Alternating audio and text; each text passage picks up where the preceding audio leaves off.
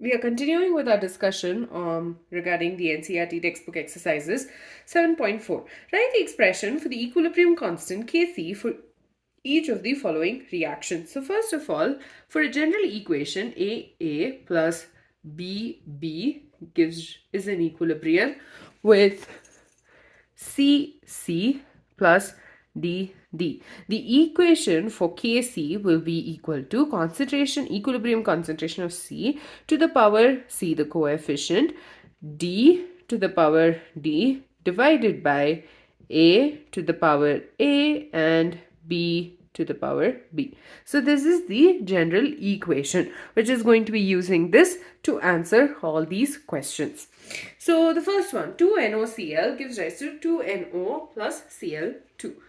So first of all, Kc will be equal to the products first. So concentration of NO, which is a gas, to the power 2 into the concentration of Cl2, which is also a gas, divided by concentration of NoCl to the power 2, which is putting these numbers as a square and the equilibrium concentration of these respective compounds. Question B, product. So Kc will be equal to product, that is CuO to the power 2, NO2, which is a gas, to the power 4 because 4 NO2, and then you have O2, and since it has 1, it will be to the power 1 whole divided by CuNO3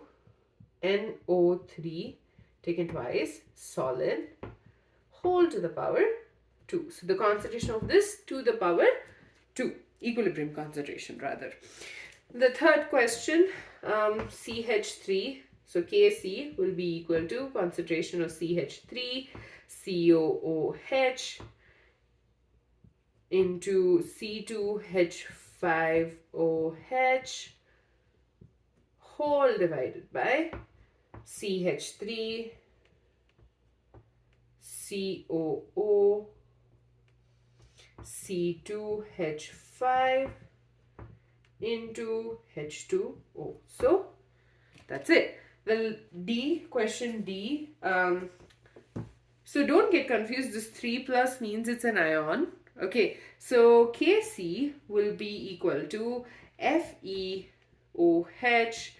taken thrice divided by Fe3 plus AQ. And it might seem like this question is really easy, but in reality it actually is super helpful for other questions as well. So we're just taking 3 OH minus to the power 3, the concentration of OH minus. Okay, last question, Kc equals to IF5, concentration of IF5 to the power 2 whole divided by concentration of I2 into concentration of F2 to the power 5. That's it. So this might seem easy, but it's actually really essential for you to solve other questions. So do remember how to write the equation of Kc. Now the next question, 7.5, we need to find out the value of Kc, and they've actually given to us like the equilibrium value, equilibria for this particular question. We've been given the value of Kp, okay, at a particular temperature. We need to calculate Kc for the same equation. Now, first of all, this was discussed under the topic equilibrium of a gaseous system or equilibrium constant in a gaseous system. So for this, in the end, we figured out how Kp and Kc are related. And if you want to learn how we got there, you should definitely check out the video. So basically, Kp equals to Kc, okay, into RT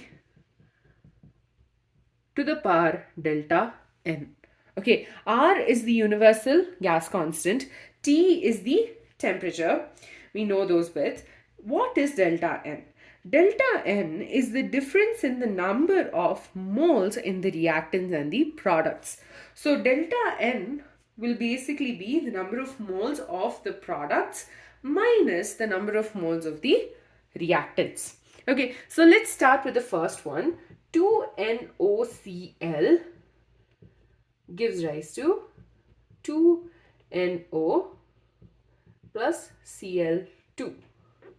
Okay, so this is the equation.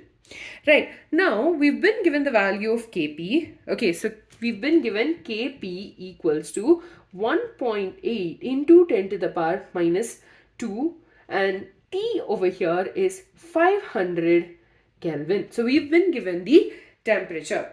Okay, now the universal gas constant R is equal to 0.0831. Okay, so we know that the universal gas constant is 0.0831. Now, we need to figure out delta N. So, delta N will be equal to the total number of moles of the product minus the total number of moles of the reactant. Right. Actually, sorry, delta N over here, let me write it down for you. So, delta N is actually equal to the total number of moles of the gaseous product, okay, minus the number of moles of gaseous reactants. So, number of moles of the gaseous product minus the number of moles of the gaseous reactant. So here in this equation, we're good to go because all of them are gases. So 2 plus 1, that's 3. 3 minus 2, which is equal to 1. So 1 is the value of delta N. So we have everything in this equation. We just need to figure out the value of Kc. So basically Kc will be equal to Kp into RT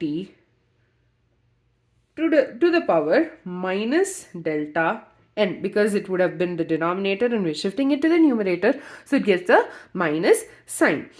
So the value of Kc will be equal to Kp, that is 1.8 into 10 to the power minus 2 into 0.0831 into 500 Kelvin whole to the power minus 1, because the minus delta N, we have the value of delta N, and this when simplified gives us 4.33 into 10 to the power minus 4. The next question, question B, CaCO3 is a solid, gives rise to CaO solid plus CO2, which is a gas. So for this equation, Kp equals to 167. Okay, temperature is 1073 Kelvin, right? And we know R equals to 0.0831. We need to calculate the value of delta N. So delta N will be equal to total number of moles of gaseous product. So over here our gaseous product is only carbon dioxide, and the remaining substances in this reaction are actually solids. So gaseous product, that is 1 minus 0, because CaCO3 is a solid. So this gives us, again, we get 1. Now we're just going to substitute all of these values in this equation. So Kc equals to Kp, that is 167 into 0.0831 into 1073 to the power minus 1, because numerator. And this when simplified gives us 1.87. So basically both of these questions were quite just like for you to substitute them in respective equations. This, of course, you have to remember the relationship between Kp and Kc, and the value of R. And the rest was just understanding how to calculate delta n and then substituting it in the equation. So again, if you would like to know more about how we got this particular relationship, do check out the video, and in the next video we will be continuing with the NCERT textbook exercises.